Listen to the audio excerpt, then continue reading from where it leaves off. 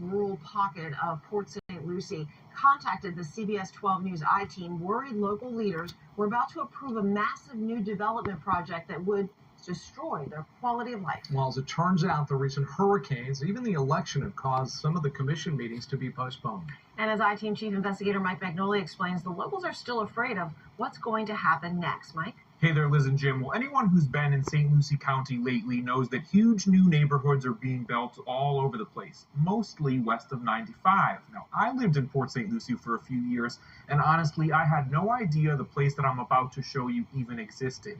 It is east of 95. It's called St. Lucie Gardens, and you might say they are St. Lucie's secret gardens, but now word is getting out, and it's going to be hard to fight the changes that are coming. Climbing to the top, throw myself off, may as well go home. Side it up well. On Courtney Santarella's farm, in the area known as St. Lucie Gardens, the goats are named after sports cars, and Courtney loves serenading them. Push it real good. Push it. Courtney worries that soon she'll have to sing even louder to be heard over the clamor of new construction. Here's why. A builder is trying to get 40 acres of land here rezoned so they can create a community called Walton Ranch. We're very quiet back here. No one kind of knows about us, and I think it's just an opportunity for developers to take big parcels of land, 30 acres, 40 acres, and develop them.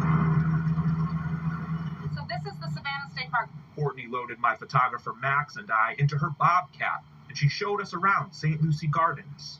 It's an equestrian enclave bordering the Savannah's wetlands. All of this less than a mile from US 1. It's as if there's an invisible force field surrounding it, beyond which some of Port St. Lucie's most crowded neighborhoods where houses are packed together. And the developer's proposal includes more than 100 rental units on the land right next door to Courtney's farm. I'm thinking they're small little homes, cookie cutters, right on top of each other, boxed in as many as you can. Meritage Homes first proposed Walton Ranch to Port St. Lucie's Planning and Zoning Board back in July, but the board's negative feedback and the public outcry led the company to withdraw their request. But that's not the end of the story.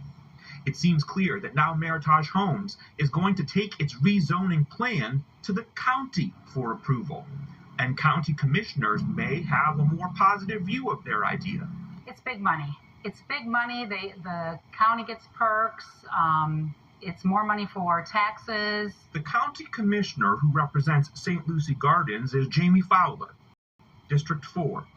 Fowler tells the I-team she is weighing the pros and cons of the company's plan. St. Lucie Gardens, I know you've been there. It's this beautiful little gem, so close and yet so far away from everything. And people are very passionate and protective about their way of life there. You know those people. I do. You've talked to them. I do. Okay, so they're frustrated. They want to be reassured, and they want an answer. And you're not giving them one right now. So we're sort of in this holding pattern, right? The project hasn't been proposed to me. I can't just say it's an absolute no until I have a proposition in front of me. And that's what we're waiting for. But I can tell you that I do not think multifamily is appropriate for this area. This is a single family residence area in my mind. And I am not, if I do approve it, I cannot approve it even at what the max future land use allows. Those are off the table. Okay, so you heard it there, and Fowler's opposition to the multifamily homes could mean that Meritage's current plan is dead in the water. But the reality is they only need 3 of the 5 commissioners to vote in their favor, so 2 others would have to oppose this along with Fowler, and we will wait and see what happens, and I'm going to keep pressing those commissioners, Jim and Liz. What does Meritage Homes have to say? Haven't heard back from them, called them multiple times, emailed them, still waiting to hear. All right, what about Fowler? Obviously, did any of the other commissioners, did they support her? Okay, there are 2 that were just elected into office, so we're going to give them some time, get sworn in, and I will be checking in with them very soon, Jim. So look for an update from us, from the I-team in the next few weeks. All right, thanks, Mike. Sure. Still,